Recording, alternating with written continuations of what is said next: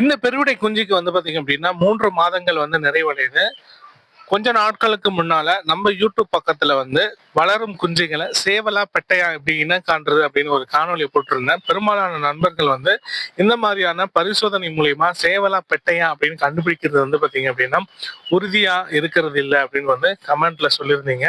அதே மாதிரி இப்போ நீங்க பாக்குற இந்த குஞ்சு வந்து பாத்தீங்கன்னா 3 மாதங்கள் வந்து நிறைவடையுது. இந்த 3 மாதங்கள் நிறைவுல வந்து பாத்தீங்க அப்படின்னா 2 குஞ்சுகளுமே பெட்டைக்கோய் சாயல் வந்து பாத்தீங்க அப்படின்னா இருக்குங்க. இப்போ நம்ம பரிசோதனை எப்போ வந்து பாத்தீங்க அப்படின்னா 2 குஞ்சுகளுமே பெட்டைக்கோய் அப்படின்றத நம்ம வந்து இது பண்ணிருந்தோம். இந்த மாதிரி கோழி வளர்ப்புல அனுபவம் இருக்கிறவங்க கரெக்டா வந்து பாத்தீங்க அப்படின்னா அந்த வளரும் குஞ்சுகளை சேவலா பெட்டையான்னு ஈஸியா கண்டுபிடிச்சிருவாங்க. அதே மாதிரி நம்ம கருப்பிக்கு வந்து அடை வச்சிருந்தோம். அடையில இருக்கக்கூடிய கருப்பியை வந்து பாத்தீங்கன்னா வெள்ளச்சி சும்மா சும்மா தொந்தரவு பண்ணிட்டே இருந்தாங்க. இந்த மாதிரி அடைக்கோயை வந்து மற்ற கோழிகள் வந்து தொந்தரவு பண்ண அலோவ் பண்ணக்கூடாது.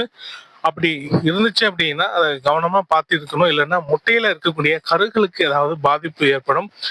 வெள்ளச்சியை பிடிச்சி அப்படியே கருப்பனோட வந்து பாத்தீங்க அப்படின்னா விட்டாச்சு. 3 மாதங்களுக்கு முன்னால இந்த கருப்பன் இணை சேர்ந்த பெட்டைக்கோழிகள் இட்ட முட்டையை தான் வந்து பாத்தீங்க அப்படின்னா நம்ம அடை வச்சிருந்தோம். அதுல வந்து பொறிச்ச 9 குஞ்சுல 7 குஞ்சுகள் வந்து தவறு விட்டோம். இதுல 2 குஞ்சுகள் இப்போ 3 மாதங்கள் நிறைவடையுது. இதுக்கப்புறம் தாய்க்கோய் குஞ்சுகளை பிரிச்சு விட்டு முட்டையிட ஆரம்பிக்குங்க.